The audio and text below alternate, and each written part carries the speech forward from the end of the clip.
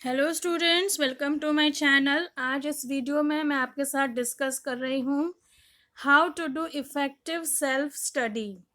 तो ये बहुत ज़रूरी है, सेल्फ स्टडी जो है वो कैसे करें, क्योंकि टीचर जो है वो एक बार क्लास में सिखा देती है। The teacher teaches you in the class once and फिर उसको घर पे आके अगर आप स्टडी नहीं करते हो, if you don't study, then वो आपके मेमोरी में से वॉश आउट होने लगता है और फिर एग्ज़ाम के टाइम में आपको पूरा चीज़ वापस समझना पड़ता है और लर्न करना पड़ता है। तो जब मैडम क्लास में पढ़ा ही रही होती है, तभी अगर आप उस चीज़ को अच्छे से मेमोराइज़ करो और डेली बेसिस पर, वीकली बेसिस पर उसको रिवाइज़ करते रहोगे, तो एग्ज़ाम टाइम में जो है आपको बहुत सारा लर्न करना नहीं पड़ेगा। तो जैसे जैसे टॉपिक जो है वो क्लास में चलता जाता है, आपको वैसे वैसे उसको लर्न करते जाना है साथ साथ में। तो कुछ 5 स्टेप्स मैंने दिए हैं इजी और इफ़ेक्टिव सेल्फ स्टडी के लिए। तो चलिए वो देखते हैं 5 जो चीज़ है वो क्या है जो आपको करनी होती है। तो ये 5 चीज़ें हैं जो आपको करनी होती है, 5 इफ़ेक्टिव सेल्फ स्टडी स्टेप्स। तो क्या है? फर्स्ट है अंडरस्टैंडिंग ऑफ द टॉपिक। जो भी टॉपिक आप पढ़ रहे हो, समझ उसको अच्छे से समझिए, उसको बहुत ही अच्छे से अंडरस्टैंड करिए, उसका एक एक पॉइंट समझिए और अपने खुद के नोट्स अगर बना सकते हो तो बना दीजिए, ताकि आपको समझ में आए अच्छे से डिटेल से टॉपिक क्या है। फिर होता है ओरल रीडिंग विथ अंडरस्टैंडिंग। तो ओरल रीडिंग कैसे करेंगे? तो जैसे मैथ्स में तो नहीं हो सकता है, लेकिन जो रीडिंग के सब्जेक्ट्स हो सकते हैं, साइंस है, एसएस है, इंग्लिश है, स्टोरीज़ और पोएम्स है, हिंदी है, उन सब में ओरल रीड करके जो लेसन है वो समझना है।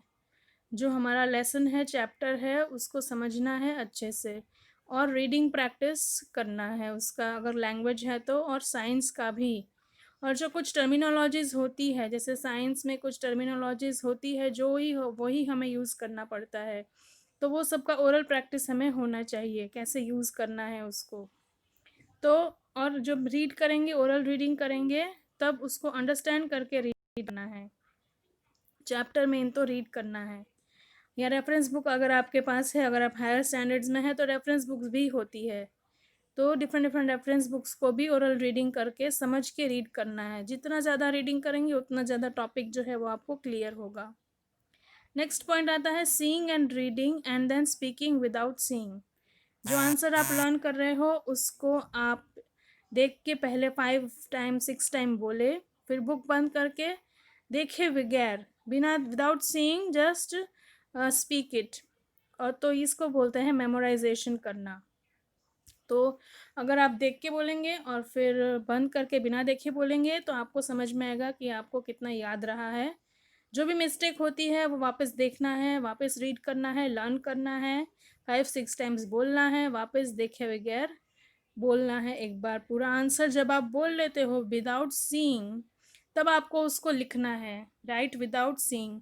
एक बार एक रफ बुक में लिख देना है पूरा आंसर या टॉपिक या डेफिनेशन या थियरम, आप जो भी लर्न कर रहे हो उसको। और फिर एक बार सेल्फ चेकिंग करनी है कि आपने जो लिखा वो विदाउट मिस्टेक था कि कोई मिस्टेक थी उसमें। मिस्टेक होती है तो वापस मेमोराइजेशन पे आना है, देख देख के बोलना है, लर्न करना है, बिना देखे बोलना है और फिर वापस एक बार लिखना है। तो इस तरीके से ये थर्ड और फोर्थ स्टेप जो है आपको हर टॉपिक को लर्न करने में रिपीट करने पड़ेंगे। उससे क्या होगा कि आपको मेमोराइज हो जाएगा। और कुछ चीज़ें ऐसी हैं जो आपको समझ के ही मेमोराइज करनी होती है, और कुछ टॉपिक्स ऐसे होते हैं जो आपको एज इट इज़ लर्न करने पड़ते हैं, जैसे डेफिनेशंस हुई, थियरम का जो ऊपर का स्टेटमेंट होता है वो हुआ, लॉज हुए, प्रिंसिपल हुआ कोई चीज़ का। तो इस तरह की जो चीज़ें होती हैं उसमें आप कोई मॉडिफिकेशन नहीं कर सकते हो, वो चीज़ तो आपको जैसी है वैसी ही लिखनी पड़ती है, तो उसको भी लर्न करना पड़ता है आपको। तो ये थर्ड और फोर्थ स्टेप को यूज़ करके आप पूरा अच्छे से टॉपिक को मेमोराइज कर सकते हो। और नेक्स्ट मेरी इम्पोर्टेंट चीज़ है कि ग्रामर और मैथ्स, ये दोनों में रूल्स बहुत होते हैं, स्टेप्स बहुत होते हैं। अगर आप प्रैक्टिस नहीं करते हो डेली प्रैक्टिस, तो आपको वो जो रूल्स है वो भूल जाते हैं, और रूल्स को कैसे अप्लाई करना है वो भी भूल जाते हैं। मैथ्स में फार्मूलाज बहुत सारे होते हैं, फार्मूलाज को अप्लाई कैसे करना, फार्मूला क्या था, वो भी मेमोरी में से फेड आउट हो जाता है। इसलिए मैथ्स और ग्रामर जैसे टॉपिक की हर रोज़ प्रैक्टिस करनी है। हर रोज़ सारे टॉपिक तो नहीं कर सकते हम, तो पार्ट्स पार्ट्स में करना है। आज एक टॉपिक किया, फिर कल नेक्स्ट दूसरा टॉपिक किया, फिर थर्ड डे तीसरा टॉपिक किया। ऐसे टॉपिक करते करते 15-20 डेज में आपके सारे टॉपिक एक बार रिवाइज हो जाएंगे। वापस सबको शुरू करना है फर्स्ट टॉपिक से रिवाइज करना। तो इस तरीके से डेली प्रैक्टिस ऑफ ग्रामर और मैथ्स आपको करना होता है, तभी इस सब्जेक्ट में आप स्कोर कर पाते हो।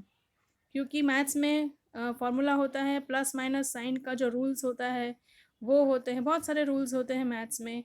एक्सपोनेंट का रूल होता है। तो सारे रूल्स जो है आपको रिफ़्रेश रहे, कैसे रिफ़्रेश रहेंगे, प्रैक्टिस से ही रिफ़्रेश रहेंगे, और कोई तरीका नहीं होता है प्रैक्टिस के बिना।